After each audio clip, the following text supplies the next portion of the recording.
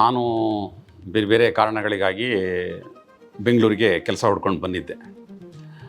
ಬೇರೆ ಬೇರೆ ಕೆಲಸಗಳನ್ನು ಮಾಡ್ತಾಯಿದ್ದೆ.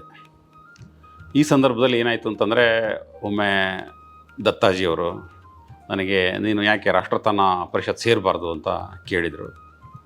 ಆಗ್ಬೋದು ಅಂತಂದೆ, ಯಾಕೆಂದರೆ ನನಗೆ ಅನಿವಾರ್ಯ ಆಗಿತ್ತು ಕೆಲಸ ಸಿಗೋದು. ನನ್ನ ಜೀವನದಲ್ಲಿ ಯಾವುದೇ ಥರದ ಉದ್ದೇಶ ಇರಲಿಲ್ಲ, ಏನು ಮಾಡಬೇಕು ಮುಂದೆ ಆ ಥರದ ಯಾವುದೇ ಒಂದು ಚಿಂತನೆ ನನ್ನಲ್ಲಿ ಇರಲಿಲ್ಲ.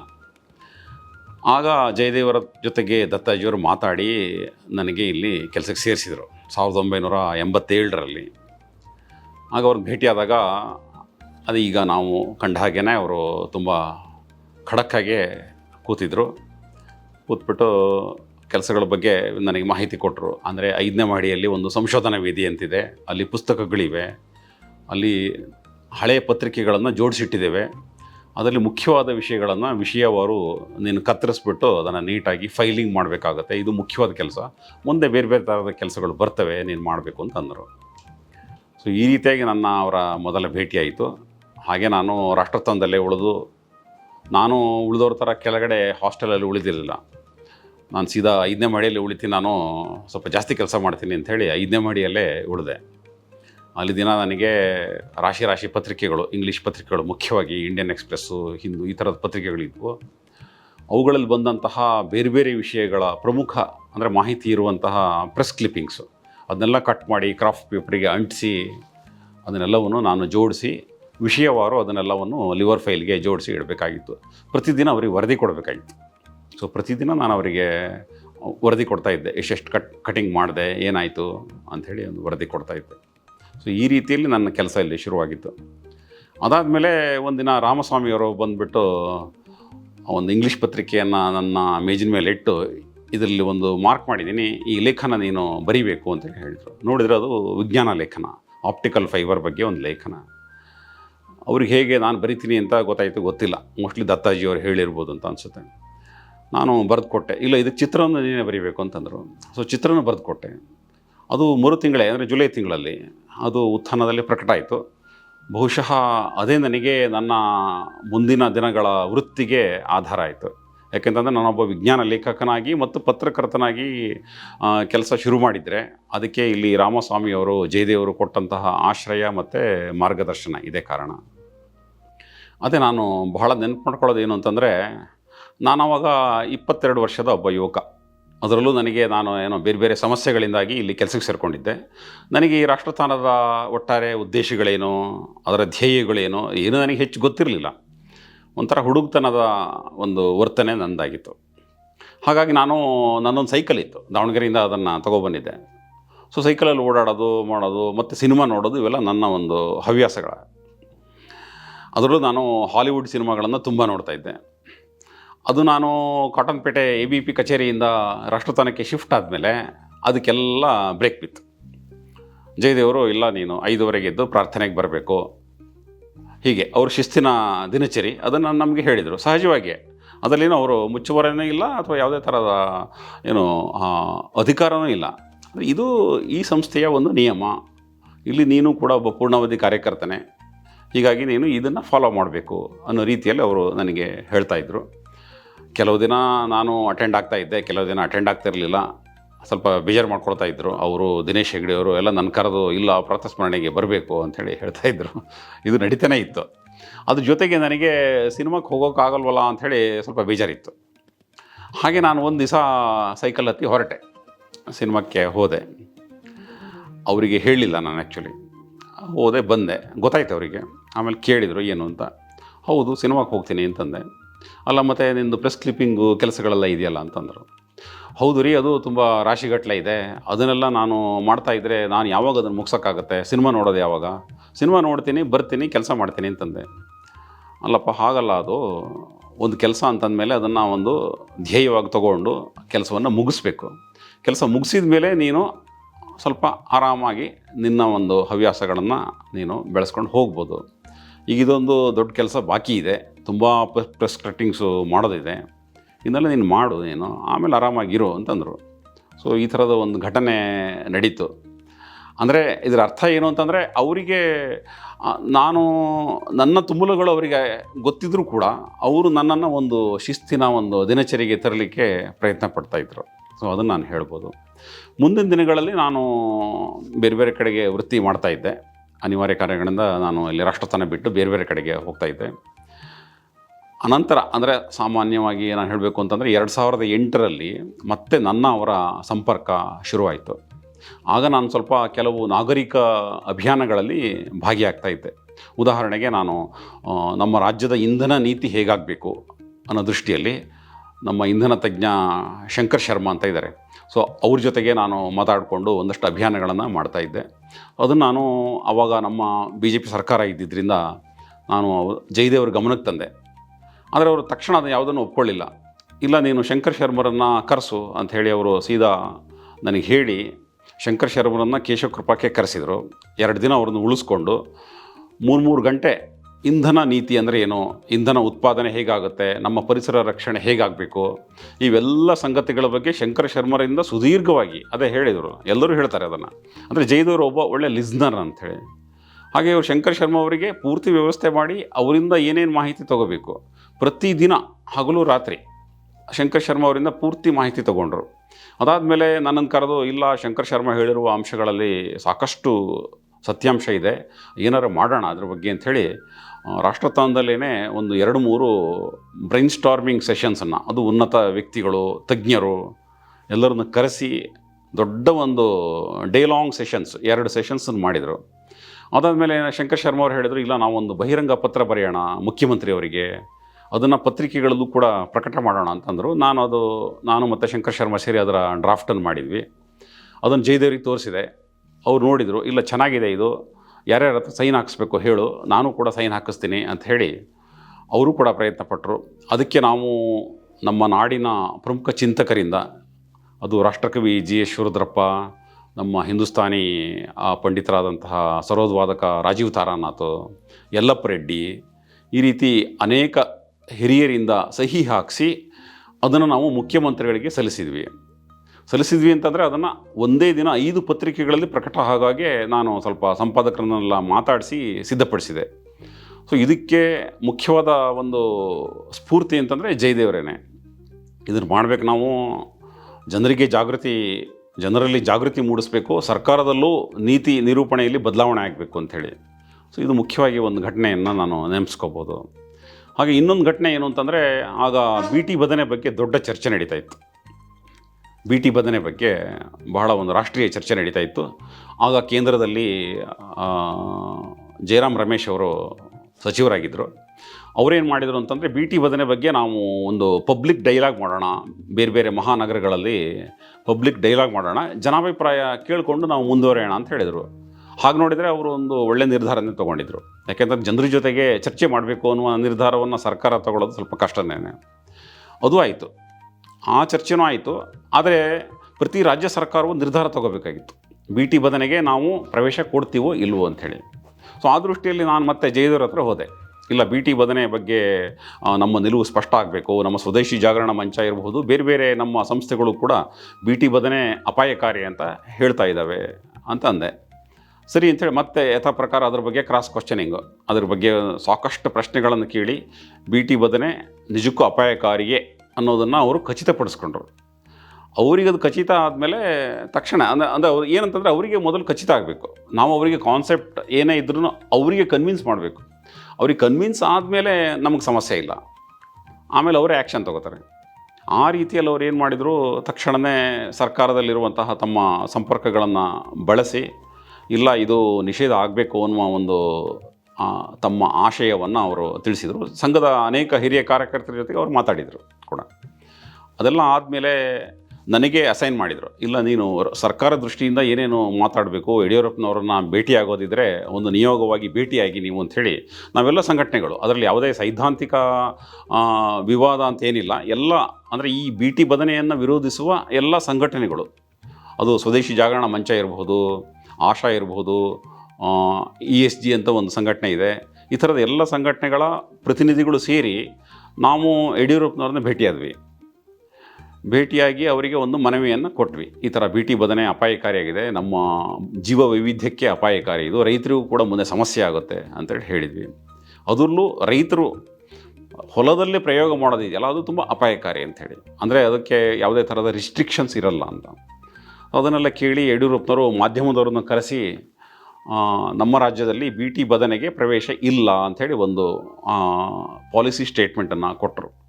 ಸೊ ಈ ಒಂದು ಬಿ ಟಿ ಬದನೆ ಹೋರಾಟದ ಒಟ್ಟಾರೆ ಬೆಳವಣಿಗೆಯನ್ನು ನೋಡಿದರೆ ಜಯದೇವರ ಪಾತ್ರ ತುಂಬ ಪ್ರಮುಖವಾಗೇ ಇದೆ. ಅವರೆಲ್ಲೂ ಕೂಡ ಯಾರಿಗೂ ಕೂಡ ಅವರು ನಾನು ಈ ಥರ ಒಂದು ಪ್ರಭಾವ ಬೀರಿದ್ದೇನೆ, ಈ ಥರದ ಅಂದರೆ ಒಂದು ಸಾಮುದಾಯಿಕ ವಿಷಯದ ಬಗ್ಗೆ, ಒಂದು ನಾಗರಿಕ ಆಸಕ್ತಿಯ ವಿಷಯದ ಬಗ್ಗೆ ಅವರ ಒಂದು ಅಭಿಪ್ರಾಯ ಅದನ್ನು ಗಟ್ಟಿಯಾಗಿ ಹೇಳಿದರು ಅವರು.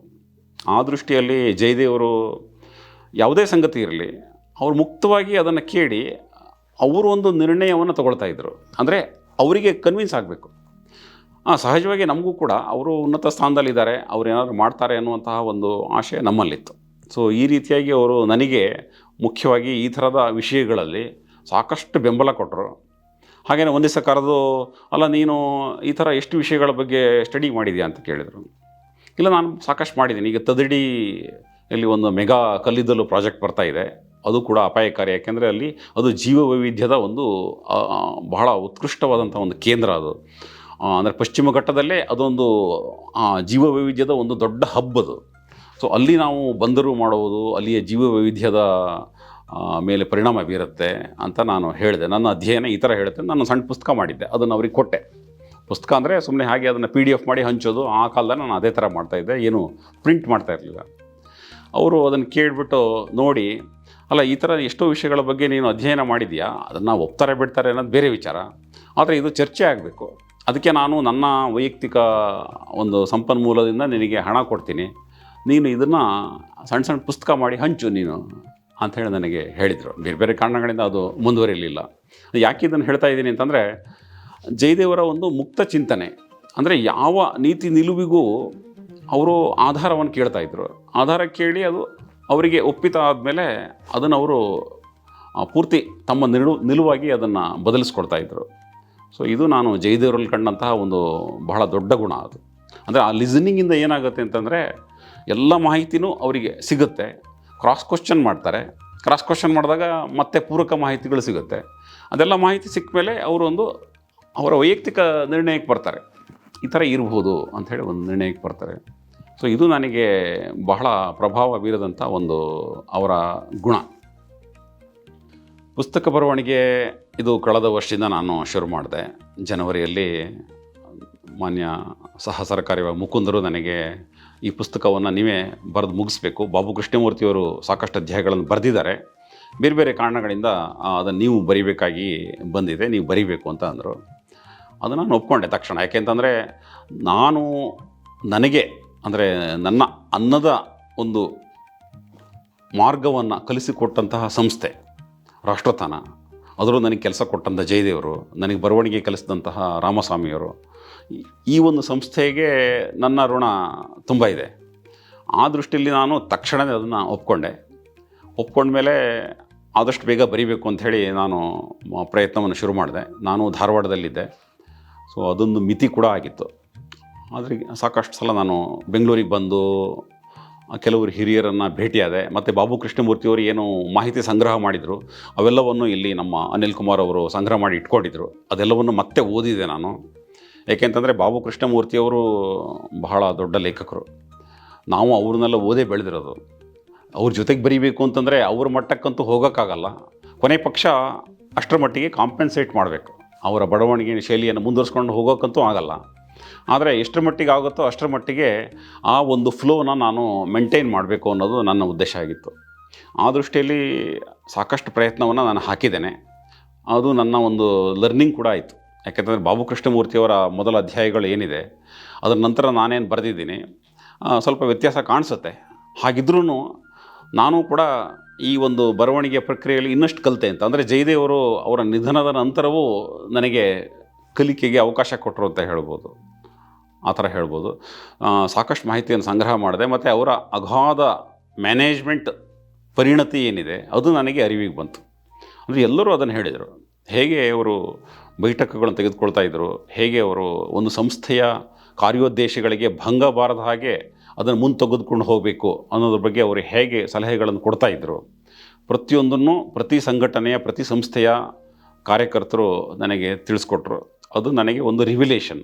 ಅಂದರೆ ಜಯದೇವರು ಏನೋ ಒಂದಷ್ಟು ಸಂಘಟನೆಗಳಲ್ಲಿ ಇದ್ದಾರೆ, ಅಲ್ಲೇನೋ ನಮ್ಮ ಕಾರ್ಯಕರ್ತರಿಗೆ ಅಲ್ಲಿ ಕೆಲಸ ಕೊಟ್ಟಿದ್ದಾರೆ ಅಂತ ನಾನು ಅಂದ್ಕೊಂಡಿದ್ದು.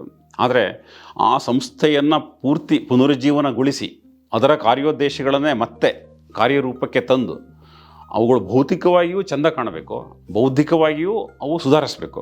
ಎರಡೂ ದೃಷ್ಟಿಯಿಂದ ಅವರು ಗಮನ ಕೊಟ್ಟಿರೋದು ಇದೆಯಲ್ಲ, ಅದು ನಿಜಕ್ಕೂ ಬೆಂಗಳೂರಿನ ಪರಂಪರಾಗತ ಸಂಸ್ಥೆಗಳಿಗೆ ಕೊಟ್ಟಂತಹ ಒಂದು ದೊಡ್ಡ ಕೊಡುಗೆ ಅಂತ ನಾನು ಹೇಳ್ತೇನೆ. ಅಂದರೆ ಇದು ಸಂಘ ಪರಿವಾರದ ಕೆಲಸ ಅಂತ ಅಲ್ವೇ ಇಲ್ಲ, ಅವರು ಇದು ಸಮಾಜದ ಕೆಲಸ, ಇದು ನನ್ನ ಕೆಲಸ ಅಂತ ಅಂದ್ಕೊಂಡು ರಾಷ್ಟ್ರೋತ್ಥಾನದ ಕೆಲಸ ಇರ್ಬೋದು ಅಥವಾ RSSನ ಕೆಲಸ ಇರ್ಬೋದು, ಇದು ಯಾವುದಕ್ಕೂ ಭಂಗ ತರದ ಹಾಗೆ, ಅಂದರೆ ಅವೆಲ್ಲ ಕೆಲಸಗಳನ್ನು 100% ಮಾಡಿ ಅನಂತರ ಅವರು ಈ ಸಾಂಸ್ಥಿಕ ಕೆಲಸಗಳನ್ನು ಮಾಡಿದಾರಲ್ಲ, ನಿಜಕ್ಕೂ ಈಸ್ ಎ ಗ್ರೇಟ್ ಪರ್ಸ್ನಾಲಿಟಿ ಅಂತ ನನಗೆ ಅನಿಸುತ್ತೆ.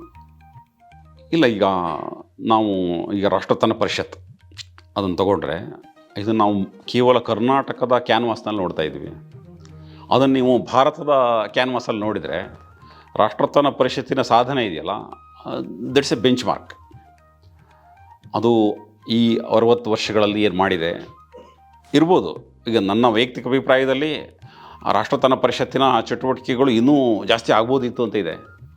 ಆದರೆ ಈ 60 ವರ್ಷಗಳಲ್ಲಿ ರಾಷ್ಟ್ರೋತ್ಥಾನ ಪರಿಷತ್ ಹೇಗೆ ಸುಸ್ಥಿರವಾಗಿ ತನ್ನ ಚಟುವಟಿಕೆಗಳನ್ನು ಬೆಳೆಸ್ಕೊಂಡು ಬಂದಿದೆ ಮತ್ತು ಹೇಗೆ ಡೈವರ್ಸ್ ಆಗಿ ತನ್ನ ಚಟುವಟಿಕೆಗಳನ್ನು ಬೆಳೆಸ್ಕೊಂಡು ಬಂದಿದೆಯಲ್ಲ, ಇದು ಇಡೀ ದೇಶಕ್ಕೆ ಮಾದರಿ. ಇದು ಒಂದು ಬೆಂಚ್ ಮಾರ್ಕ್ ಪ್ರಾಜೆಕ್ಟ್ ಅಂತ ಹೇಳ್ಬೋದು ನಾನು. ಅಂದರೆ ಇದನ್ನು ನಮ್ಮ ಬೇರೆ ಬೇರೆ ರಾಜ್ಯಗಳಲ್ಲಿ ಈಗಾಗಲೇ ಕೆಲವು ಸಂಸ್ಥೆಗಳು ಕೆಲಸ ಮಾಡ್ತಾ ಇದ್ದಾವೆ. ಆದರೆ ಈ ರಾಷ್ಟ್ರೋತ್ಥಾನ ಪರಿಷತ್ತಿನ ಒಟ್ಟಾರೆ ಬಹು ಆಯಾಮದ ಚಟುವಟಿಕೆಗಳೇನಿದೆಯಲ್ಲ, ಇವೆಲ್ಲವನ್ನೂ ಕೂಡ ಮತ್ತೊಮ್ಮೆ ಡಾಕ್ಯುಮೆಂಟ್ ಮಾಡಿ ಇದು ಹೇಗೆ ಒಂದು ರೆಪ್ಲಿಕೇಬಲ್ ಮಾಡೆಲ್ ಆಗಬಹುದು ಅಂಥೇಳಿ, ಅಂದರೆ ಇದನ್ನು ಬೇರೆ ಕಡೆಗೆ ಹೇಗೆ ನಾವು ಪುನರಾವರ್ತನೆ ಮಾಡ್ಬೋದು, ಇದನ್ನು ಇನ್ನೂ ಚೆನ್ನಾಗಿ ಮಾಡಿ ಹೇಗೆ ಮಾಡ್ಬೋದು ಅಂಥೇಳಿ ಉಳಿದವರಿಗೆ ತಿಳಿಸೋದಕ್ಕೋಸ್ಕರ ಬಹುಶಃ ರಾಷ್ಟ್ರೋತ್ಥಾನದ ಪೂರಾ ಚಟುವಟಿಕೆಗಳ ಒಂದು ಹೊಸ ಡಾಕ್ಯುಮೆಂಟೇಷನ್ ಮಾಡಿ ಅದನ್ನು ನಾವು ಬೇರೆ ಬೇರೆ ಸಾಮಾಜಿಕ ಸಂಸ್ಥೆಗಳಿಗೆ ಕೊಟ್ಟರೆ ಖಂಡಿತವಾಗಿಯೂ ಇದರಿಂದ ಪ್ರಯೋಜನ ಇದೆ ಅಂತ ಅನಿಸುತ್ತೆ. ಯಾಕೆಂದರೆ ಇದೊಂಥರ ರಾಷ್ಟ್ರ ಮಟ್ಟದಲ್ಲಿ ಕರ್ನಾಟಕದಲ್ಲಿ ನಡೆದಂತಹ ಒಂದು ಬಹಳ ದೊಡ್ಡ ಒಂದು ಅಭಿಯಾನ. ಆ ದೃಷ್ಟಿಯಲ್ಲಿ is a national figure, no doubt about it. ನಾವು ಕನ್ನಡಿಗರು, ಪ್ರಚಾರಕರು ಬೆಂಗಳೂರಲ್ಲಿದ್ದರು ಇಷ್ಟೇ ನೋಡ್ತೀವಿ ನಾವು. ಆದರೆ ಅವರು ಮಾಡಿದ ಕೆಲಸ ಇದೆಯಲ್ಲ, ಅದು ದೇಶಕ್ಕೆ ಮಾದರಿ, ಅದರಲ್ಲೇನು ಸಂಶಯನೇ ಇಲ್ಲ. ಅದೇ ನನಗೆ ವೈಯಕ್ತಿಕವಾಗಿ ತುಂಬ ಸಂತೋಷ ಆಗಿದೆ ಈ ಪುಸ್ತಕ ಬರೆದಿದ್ದು. ಯಾಕೆಂತಂದರೆ ಜಯದೇವರು ಮೇಲಿಂದ ಆಶೀರ್ವಾದ ಮಾಡಿದ್ದಾರೆ ಅಂತ ಅನ್ಕೋತೀನಿ ನಾನು. ಯಾಕೆಂತಂದರೆ ನಾನು ಒಬ್ಬ ಬರಹಗಾರನಾಗಿ ಇವತ್ತು ಗುರುತಿಸ್ಕೊಂಡಿದ್ದರೆ, ಒಬ್ಬ ಲೇಖಕನಾಗಿ, ಒಬ್ಬ ಪತ್ರಕರ್ತನಾಗಿ, ಒಬ್ಬ ವಿಜ್ಞಾನ ಲೇಖಕನಾಗಿ ಗುರುತಿಸ್ಕೊಂಡಿದ್ದರೆ ಅದಕ್ಕೆ ಜಯದೇವರು ನನಗೆ ಕೆಲಸ ಕೊಟ್ಟಿದ್ದು, ರಾಮಸ್ವಾಮಿಯವರು ಬರೆಯೋಕ್ಕೆ ಹೇಳಿದ್ದು ಕಾರಣ. ನೋಡಿ, ರಾಮಸ್ವಾಮಿಯವರು ಕೂಡ ದುರದೃಷ್ಟವಶಾತ್ ಈ ನಡುವೆ ತೀರ್ಕೊಂಡ್ರು. ಅವರು ನನಗೆ 2013ರಲ್ಲಿ ಒಂದು ಇತಿಹಾಸ ಸಂಶೋಧನೆಯ ಒಂದು ಪುಸ್ತಕ, ಅದು ತತ್ವಶಾಸ್ತ್ರದ ಮೇಲೆ, ದಿ ಸ್ವರ್ವ್ ಅಂತ ಹೇಳಿ ಒಂದು ಪುಸ್ತಕ, ಅದನ್ನು ನನಗೆ ಕಳಿಸ್ಕೊಟ್ಟು, ಆಗ ಕೇಶವ ಭಟ್ರು ಸಂಪಾದಕರಾಗಿದ್ದರು. ಕೇಶವ ಭಟ್ರ ಮೂಲಕ ನನಗೆ ಅದನ್ನು ಕಳಿಸ್ಕೊಟ್ಟು, ನಾನಿಲ್ಲೇ ಹತ್ತಿರದಲ್ಲೇ ನನ್ನ ಕಂಪನಿ ಕಚೇರಿ ಮಾಡ್ಕೊಂಡಿದ್ದೆ, ಇಲ್ಲಿ ಚಾಮರಾಜಪೇಟೆಯಲ್ಲಿ ಶಂಕರ ಮಠದ ಹತ್ತಿರ. ಅಲ್ಲಿಗೆ ಕಳಿಸ್ಕೊಟ್ಟು ಈ ಪುಸ್ತಕ ಓದಿ ವಿಮರ್ಶೆ ಬರೀಬೇಕು ಅಂಥೇಳಿ ಕಳಿಸ್ಕೊಟ್ಟಿದ್ರು. ಅಂದರೆ ನಾನು ಹಿಂದೆ ಆಪ್ಟಿಕಲ್ ಫೈಬರ್ ಲೇಖನ ನನ್ನ ಜೀವನದ ಮೊದಲ ವಿಜ್ಞಾನ ಲೇಖನ ಅದನ್ನು ಬರೆದಿದ್ದೆ. ಆದರೆ ಅಷ್ಟು ವರ್ಷಗಳ ನಂತರ ಅವರು ಒಂದು ತತ್ವಶಾಸ್ತ್ರದ ಪುಸ್ತಕ, ಇದರ ವಿಮರ್ಶೆಯನ್ನು ನೀನೇ ಮಾಡಬೇಕು ಅಂತ ಹೇಳಿ ಅವರು ನನಗೆ ಕಳಿಸಿದ್ರಲ್ಲ. ಅಂದರೆ ಅಲ್ಲಿಂದ ಅಲ್ಲಿವರೆಗೆ ಅವರು ನನ್ನ ಫಾಲೋ ಮಾಡ್ತಾಯಿದ್ರು ಅಂತಾಯಿತು. ಮಧ್ಯ ನಾನು ಉತ್ಥಾನಕ್ಕೂ ಕೂಡ ಸಾಕಷ್ಟು ಲೇಖನಗಳನ್ನು ಬರೆದಿದ್ದೆ ಒಂದು 2012-13 ಅವಧಿಯಲ್ಲಿ. ಇದು ನನಗೆ ಒಂಥರ ಎಮೋಷ್ನಲ್ ಆಗಿ ನಾನು ಇದನ್ನು ತಗೊಂಡಿದ್ದೀನಿ. ಹಾಗೆ ಜಯದೇವರು ಕೂಡ, ಅವರು ನಾನು ಕೆಲಸ ಬಿಟ್ಟಾಗಲೂ ನನಗೆ ಒಂದು ಪತ್ರ ಬರೆದಿದ್ದರು, ನಿಮ್ಮ ಭವಿಷ್ಯ ಸುಂದರವಾಗಿರಲಿ ಅಂಥೇಳಿ. ಅವರ ಕೈ ಬರಹದಲ್ಲಿ ಒಂದು ಪತ್ರ ಇವತ್ತಿಗೂ ನನ್ನ ಹತ್ರ ಇದೆ. ಅದನ್ನೆಲ್ಲ ಈಗ ನೆನೆಸ್ಕೊಂಡ್ರೆ ಒಂಥರ ಕಾಕತಾಳೀಯ ಅಂತ ಅನಿಸುತ್ತೆ. ಅಂದರೆ ಅವರು ಅವತ್ತು ನನಗೆ ಕೆಲಸ ಕೊಟ್ಟಿರೋದು, ಬರವಣಿಗೆ ಕಲಿಸಿರೋದು, ಇವತ್ತು ನಾನು ಅವ್ರ ಪುಸ್ತಕವನ್ನೇ ಬರೆದಿರೋದು ಇದೆಯಲ್ಲ, ಇದು ನನ್ನ ಜೀವನದ ಒಂದು ಅವಿಸ್ಮರಣೀಯ ಘಟನೆ. ಬಹುಶಃ ಇದೊಂದು ದೇವರೇ ಇದನ್ನು ಮ್ಯಾಚ್ ಮಾಡಿ ನೀನೇ ಜಯದೇವರ ಪುಸ್ತಕ ಬರೀಬೇಕು ಅಂಥೇಳಿ ಎಲ್ಲೋ ಬರೆದಿದ್ದ ಅಂತ ಕಾಣಿಸುತ್ತೆ.